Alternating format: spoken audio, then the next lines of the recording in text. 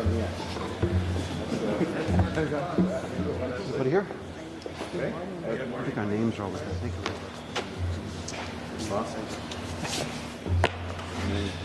Good morning, everyone. Bonjour tout le monde. Welcome to Ottawa South. It's such a pleasure to be here in my riding of Ottawa South, surrounded by community partners, builders and leaders who share a vision for a stronger, more connected Canada.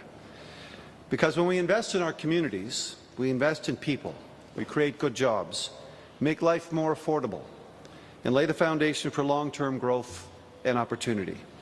C'est exactement ce que le budget de cette année vise à faire.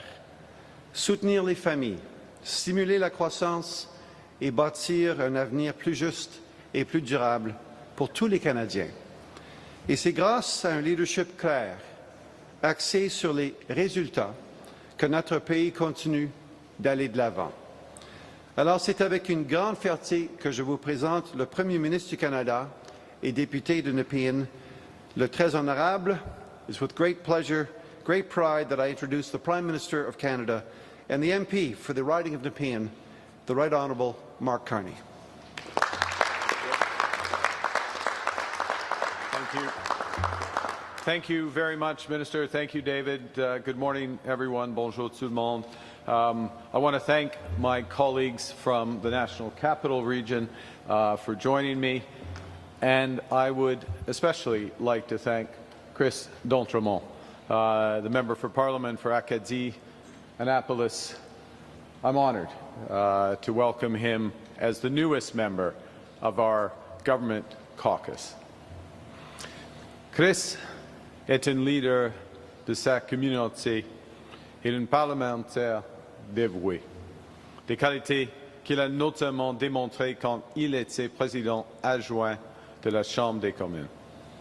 Chris, ton engagement à bâtir l'avenir du Canada contribuera grandement à la mission du gouvernement en ce moment crucial pour notre pays. I will repeat that. Chris's decision to join the government caucus at this crucial moment for our country is exceptionally valuable and important.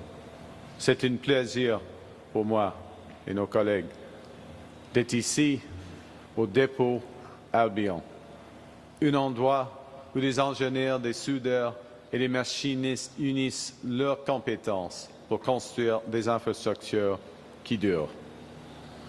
You know, I said a moment ago about what a crucial time this is, and over history of nations, they're punctuated by hinge moments, times when the future hangs in the balance and when our actions must be decisive. Canada is facing one of these moments right now. Technological change is accelerating, the world is more divided and dangerous, and the global trading system is literally being rewired, threatening jobs and businesses under a cloud of uncertainty. These profound changes demand a bold response, and that's what we got yesterday. Canada's new government tabled our first budget. We presented a clear picture of what's happening to our economy and what's being taken from us. It's estimated, you'll find in the budget, it's estimated that U.S. tariffs and the uncertainty that they're creating will cost us around 1.8% of our GDP. Let me translate that.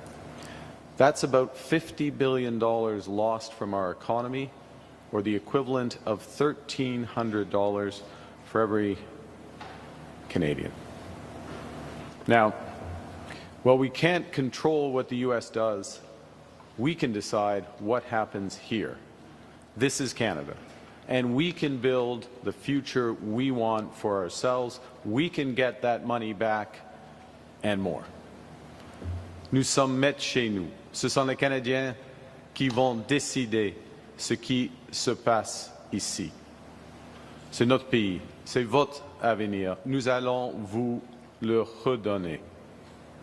Le budget de 2000... Bienvenue, Monsieur Fanjoy. Vous étiez à notre réunion avec le maire, oui, il travaille tout le temps. Ça, c'est l'idée. C'est nécessaire. Le budget de 2025 est notre nouvelle stratégie économique pour répondre aux défis actuels et en sortir plus fort. Un plan qui s'appuie sur nos forces, nos valeurs et notre histoire d'aventuriers, des preneurs de risques et de bâtisseurs. Un plan pour un Canada confiant qui reprend le contrôle de son avenir en catalysant des investissements générationnels afin de protéger nos communautés, nos frontières et notre mode de vie. Bâtir une économie plus forte où chacun a la chance de progresser. Donner aux Canadiens de nouvelles possibilités, de meilleures carrières et une coût de la vie plus abordable. Budget 2025 is a bold strategy to unleash over $1 trillion in total investment in Canada over the next 5 years. That alone can increase our GDP by over 3.5%. Again, let me translate. That's equivalent to more than $3,500 for every Canadian, delivering far more for Canadians than what's been taken from us from abroad. Now is not the time to be cautious because fortune favors the bold. It is a time to get big things done for Canadians and get them done fast. So we're building one Canadian economy, turbocharged by new infrastructure that connects our regions, that diversifies our trading markets, infrastructure that makes us an energy superpower in clean and conventional energy, new infrastructure that restores affordability to housing and secures our borders and our communities while creating literally hundreds of thousands of high-paying careers from the skilled trades to advanced technology. And the budget will make these generational investments while maintaining Canada's strong fiscal advantage by taking responsible, pragmatic choices. We're changing how government works, spending less on government operations so Canadians can invest more in our future. We're making government much more productive by right-sizing, cutting red tape and wasteful spending, and adopting AI at scale.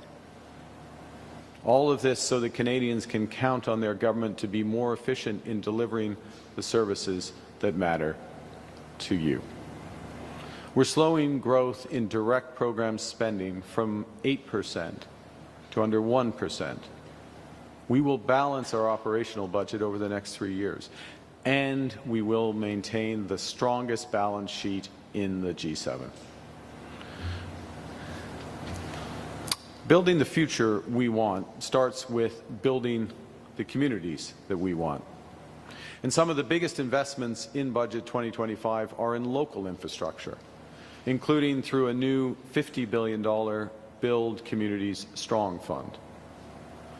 Nous allons moderniser les collèges et les universités pour que les travailleurs et les talents canadiens puissent obtenir l'éducation leur permette d'occuper les emplois dont ce pays aura le plus besoin.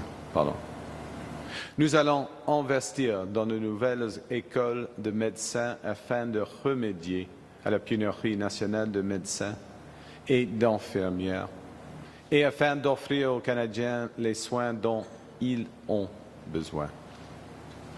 We'll build new roads and bridges so you can get to where you want to go more easily, and our products can move more quickly. And we will modernize our buses and trains that connect our communities, like the O trains right behind me. We'll provide federal funding to help build and revitalize Canada's hospitals so you can get the care that you need. In too many of our communities, the hospitals were built in the 1970s, and they're now serving twice the population they were designed for.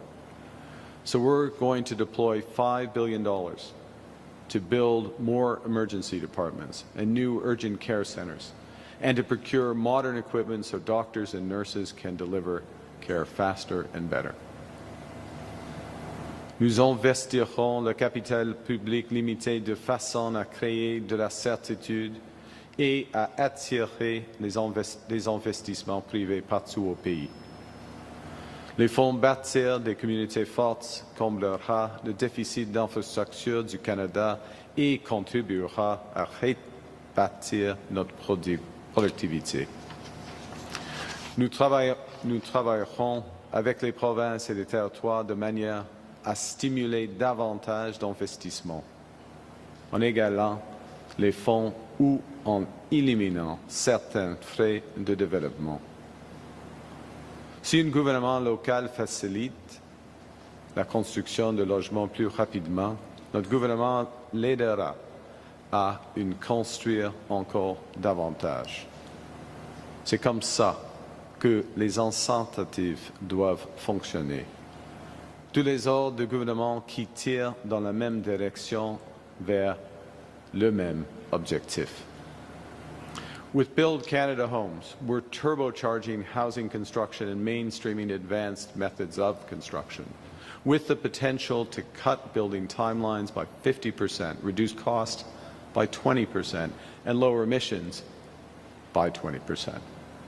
In this way, as we build millions of more affordable homes for Canadians, Canada can become a global leader in new construction techniques, sustainable materials, and advanced manufacturing. You see, Budget 2025 is not only about what we build, but also about how we build. We are building sustainably, with low-carbon investments that will make Canada more competitive. We are building in solidarity with workers, creating good union jobs across the skilled trades. And we're building inclusively, in full partnership with First Nations, Inuit, and Métis. And above all, we are building Canadian, with Canadian workers using Canadian steel, Canadian lumber, Canadian expertise. Un seul projet peut générer des commandes d'acier à Hamilton, de béton à Calgary et des locations d'équipements lourds à Laval. La modernisation du réseau d'eau à Moncton crée du travail pour les équipes locales d'excavation et les fabricants de conduits. When provinces and municipalities start designing new water plants, roads, hospitals, they create contracts for construction companies, engineers, equipment suppliers, electricians, plumbers, project managers. And each of those contracts supports dozens of subcontracts, from trucking, surveying, fabrication, IT. The entire ecosystem of small and medium-sized businesses that make up Canada's industrial base. So the short-term effect of those projects is thousands of good jobs in construction, the trades, and logistics. The longer-term effect is high-paying, fulfilling careers with recurring contracts year after year. And that is what $1 trillion of investment builds. We will build Canada strong with projects that build our communities strong. By investing in the Bob Macquarie Recreation Complex in Laura Orleans, a space that Marie-France Lalonde rightly advocated for, we will build Orleans strong. Or back in Edmonton, where I grew up, by investing in the Bissell Centre, focused on reducing homelessness there, we will build Edmonton strong. By investing in the TMU Medical School, we will help doctors and nurses train and build Brampton strong. Avec le chantier naval Follion, nous bâtissons une Gaspésie forte. You know, Canada's strength wasn't built in the halls of Parliament. It was built in our communities, built by workers who poured concrete and weld steel, by innovators who push boundaries of discovery, inventing technologies that create our future, and by veterans who enroll in colleges and start their own businesses serving their town after defending our country, and the doctors, the nurses, and the scientists who save lives, but too often of having had to do more with less. Le budget de 2025 redonne le pouvoir aux communautés pour que nous puissions construire plus grand, plus vite et plus qu'auparavant. Un plan qui crée des bonnes conditions pour bâtir ici, chez nous, avec des communautés plus fortes et bienveillantes. Parce que nous sommes Canadiens, nous prenons aussi soin les unes des autres et nous veillons les unes sur les autres. Avec le budget, nous préservons nos programmes sociaux, y compris les services de garde, les soins dentaires et les repas scolaires. Nous allons préserver nos transferts en santé, en éducation et en programmes sociaux aux provinces. Et nous allons préserver des soutiens essentiels, comme les crédits d'impôt pour les personnes en situation de handicap. This budget protects the essential programs that give every Canadian a fair chance to get ahead, including childcare, dental care, pharmacare, as well as federal health care, education, and social transfers to the provinces. Friends, the work ahead won't always be easy because the challenges we face are not small. But in this moment of great change and deep uncertainty, we have a choice. We can retreat, slash the deficit, hope for the best, wait and see if the trickle-down ever comes. That will gut the support to the most vulnerable Canadians just when they need that support the most. And it won't grow our economy. Our other alternative is to advance. We can empower Canadians and build this country bigger and bolder than ever before. We can move from reliance on one partner to resilience, to global shocks. We can move from uncertainty to prosperity. We can be masters in our own home and look out for everyone in it. We choose Canada. We choose to invest in Canada and for all Canadians because this is our country. This is your future. With Budget 2025, we are taking back control to build Canada strong. Thank you very much. Merci beaucoup. Look forward to your questions. Thank you, Prime Minister. We can take that short portion of the press conference. And then we'll have les questions. Première question, Jillian. Hi, Prime Minister. Jillian Piper with Global News. Hi. How many Conservatives has your caucus approached about joining the Liberal Party? Well, I'd say the following. First, I want to underscore what I said at the start, how much I admire Chris D'Entremont, appreciate his joining the government caucus at this crucial time for our country. And I think that's the point to all MPs, wherever they're sitting in the House. This is a time where we need to act as a country, be as unified as possible, to act boldly, and to invest in the future of Canada. That's what this budget does, and we'll speak to anyone, publicly or otherwise, that can support us. En français, c'est un moment, nous sommes à un point tournant pour notre pays et nous avons un budget, une approche qui a l'audace nécessaire pour bâtir notre économie, pour rendre la confiance aux Canadiens et Canadiennes. Et le gouvernement va discuter avec n'importe quel député dans ces circonstances. C'est le moment d'agir comme un pays unifié. Merci. How personally involved have you been in the floor crossing discussions?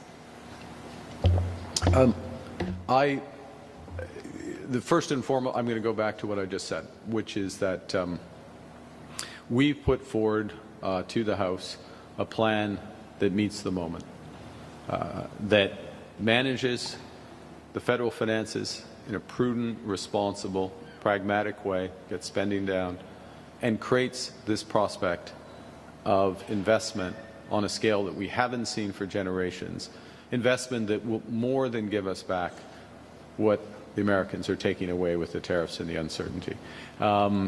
And I'll have conversations with anyone within our party. I would say as well, what you see in this budget very much reflects the input from our caucus on what our priorities should be. I gave one example. I could give very many. I'll also speak to members deputies throughout the House.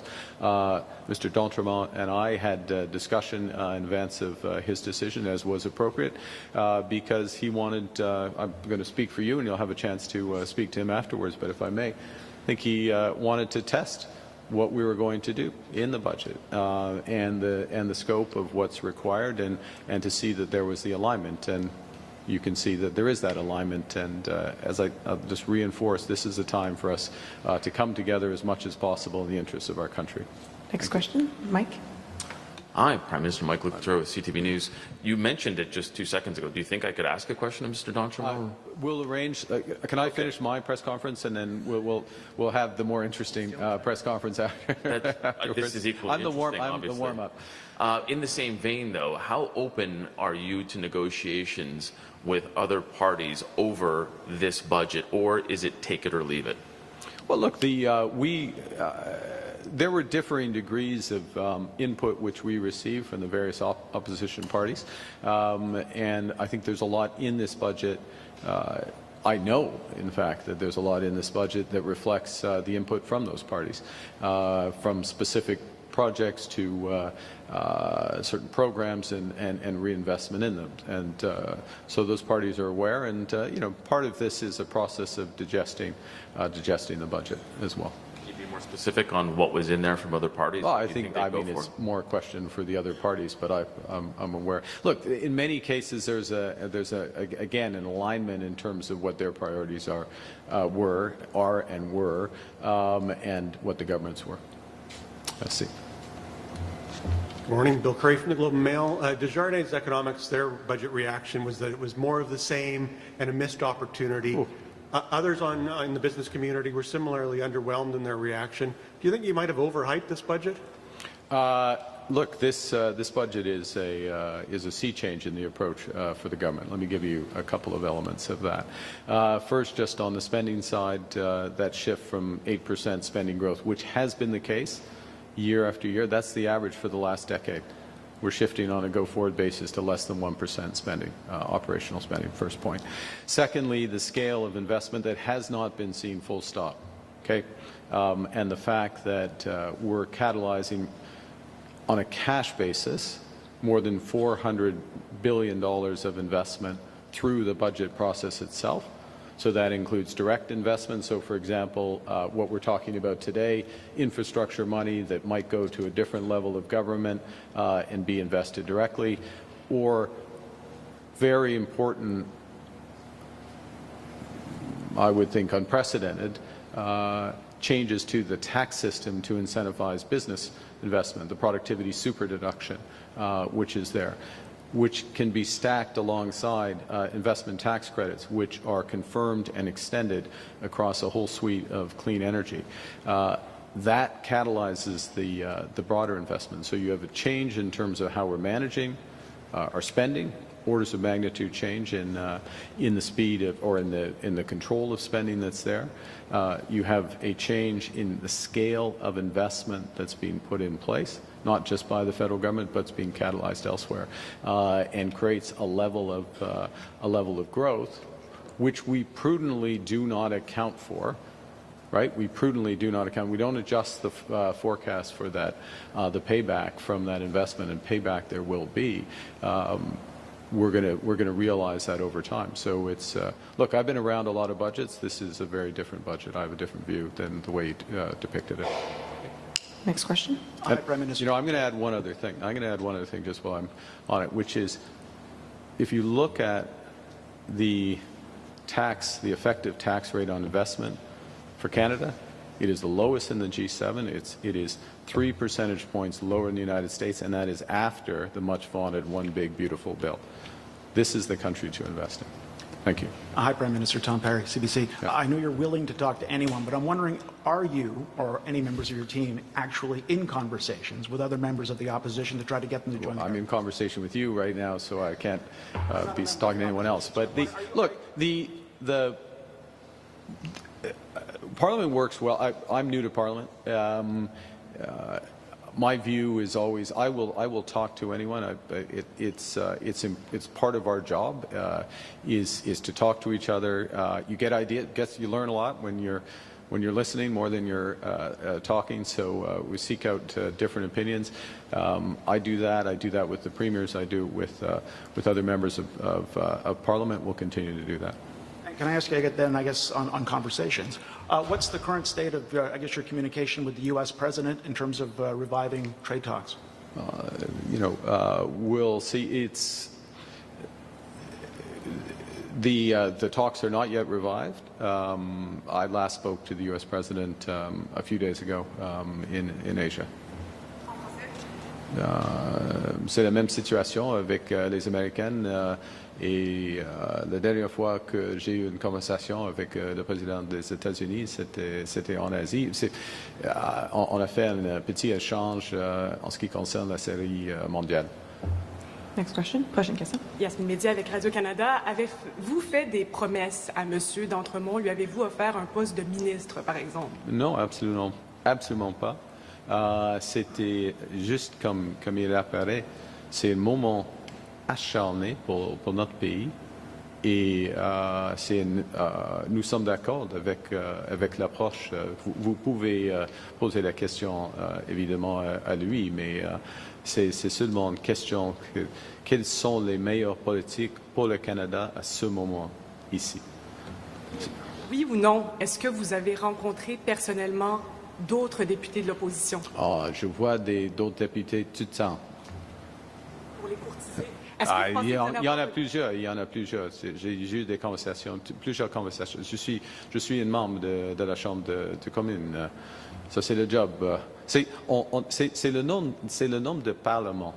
Il faut parler au Parlement. Est-ce que le prétexte c'est d'avoir une majorité avant Noël?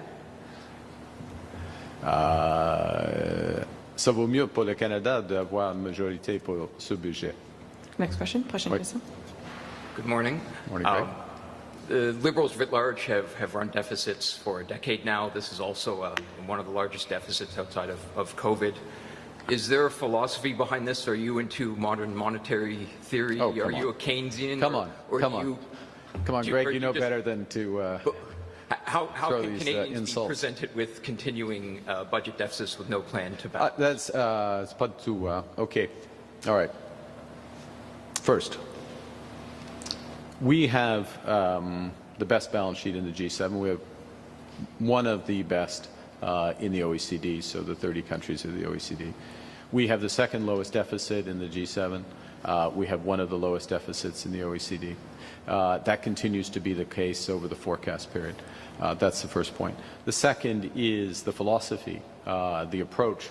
As I think you know, or you would know from reading the first page of the budget, is that we are getting spending under control, slowing spending from 8% growth, which had been the case for the last decade, to less than 1%, so less than the rate of growth of the economy, by eliminating duplication, eliminating waste, cutting red tape, making the public service more productive, giving them new tools and making it more productive so that Canadians get not just the same service but better service with less.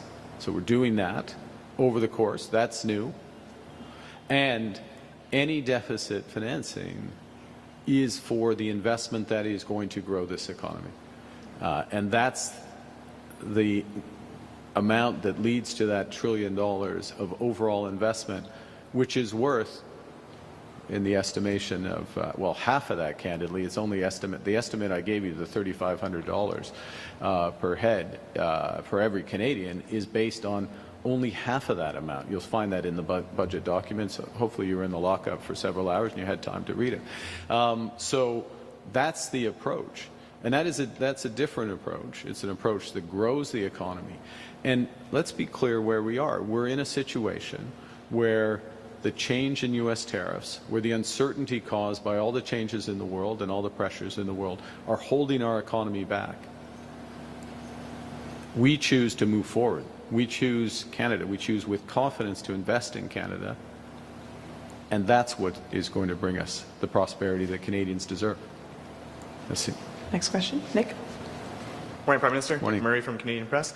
The budget is being billed as one to provide investor certainty, and yet the removal of the emissions cap seems to be contingent on a strong industrial carbon price, scaling up of CCUS, and the reinforcement of the methane regulations, which of course industry has also called on Ottawa to repeal.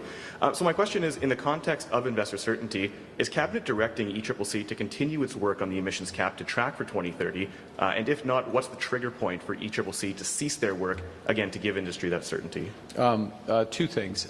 First, Greg, are you bringing your daughter to work today? That's very good.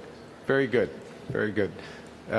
It's a noble profession your father is in. And I would like to add everyone on our side, particularly the hardworking men and women behind me. So I'll answer your question, but welcome. Thanks for coming. What we've outlined in the budget is, and this is a basic approach that the government is entirely united behind. We're focused on results, and the results are to get emissions down, to make all our businesses more competitive. The O train helps get emissions down in Ottawa for commute. The work of Gregor Robertson, the Minister of Infrastructure and Housing in Build Canada Homes, helps get emissions down. People will have houses that are more efficient. They're cheaper to run. They'll have lower emissions. They'll have lower emissions when they're built. That all helps. So we've got an overall approach that's looking at getting emissions down. And then when we look to your specific question, when we look at the oil and gas sector, it's how do we get emissions down in the production of conventional oil and gas. And there's several things that can be done there. Partly it's the methane regulations, as noted in the budget, which are moving forward. Partly it's deployment of at large scale carbon capture and storage as well. There's other factors that can come in here, but it's those investments, those steps that get the emissions down. And as they move forward, then the emissions cap becomes less relevant.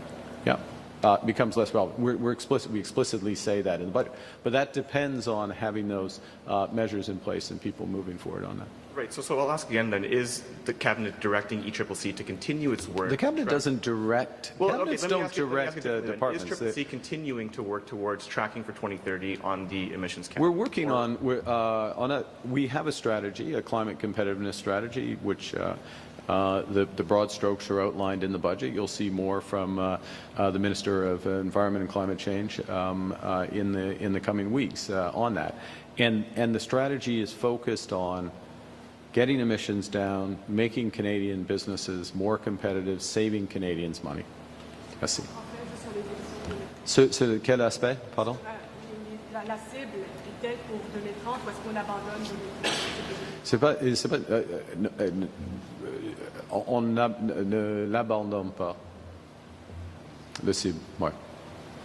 Next question. Hey, Marco. Mr. Prime Minister, Marco Vigliati, iPolitics. I wanted to kind of follow up on a similar vein to this question. Around the industrial carbon pricing, there was some language in there that admittedly I'm a bit confused about. I'm hoping, considering this is kind of in your tool, your sandbox, you can help me out here. There's some vague reference to how we're going to consult with the provinces and territories about strengthening the industrial carbon price, specifically around when the federal backstop goes in place. Yep. We've seen those changes around a consumer carbon price, getting it down to the price of zero, effectively killing it.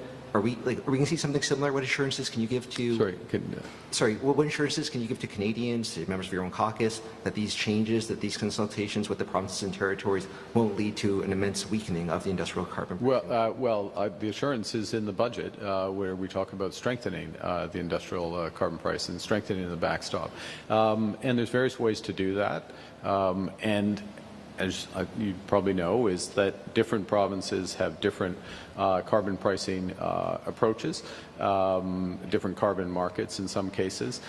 In some cases, those markets, for example, are very liberal, if I can use the term, in their credits that are provided, and so the effective carbon price, there's a big gap between the effective carbon price and the backstop price. There's ways to work on that.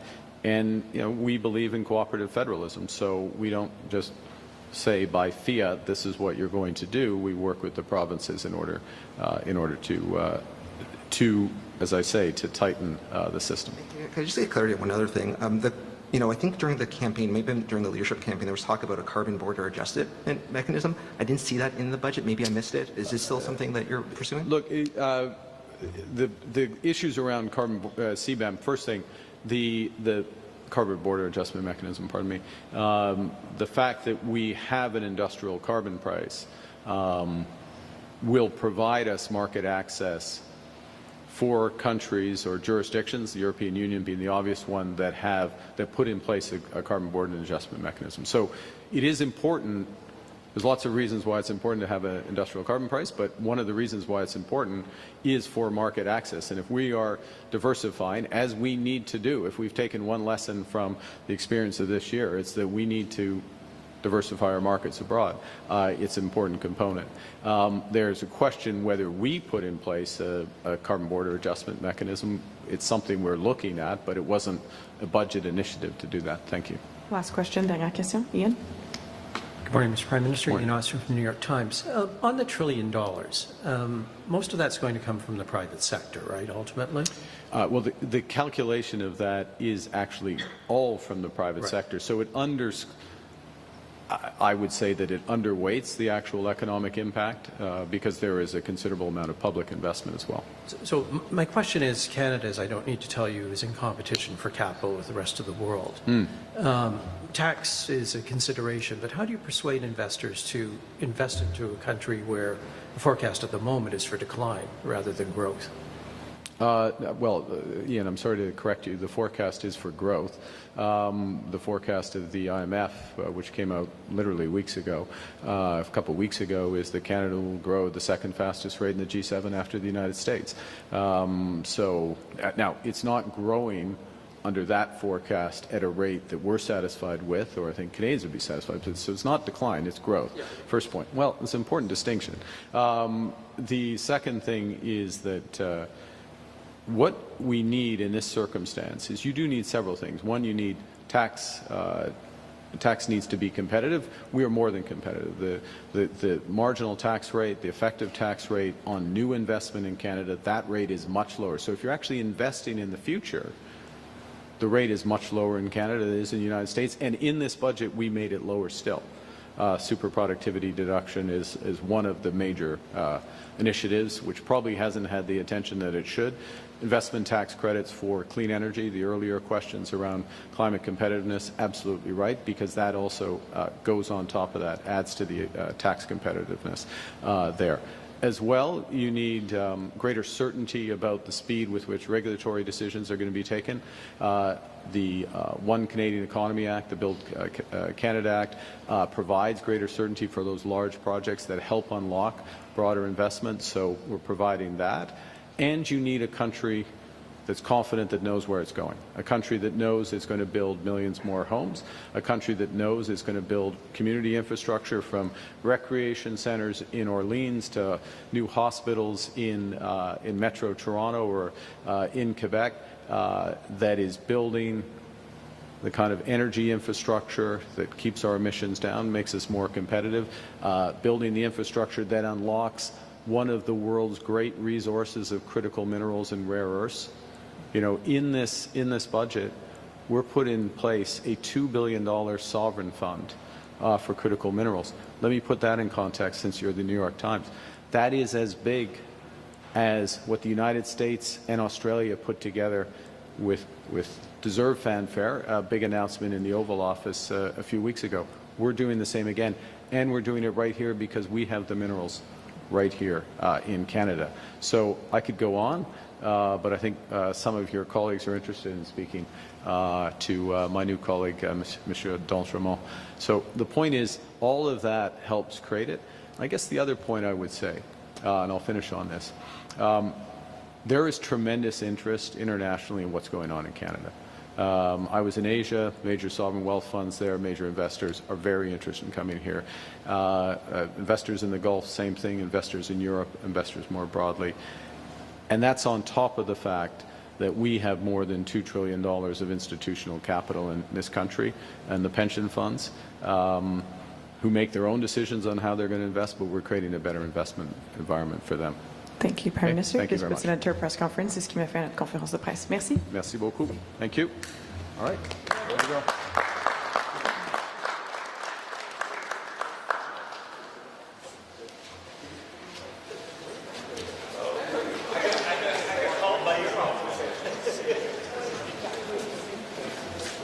Morning,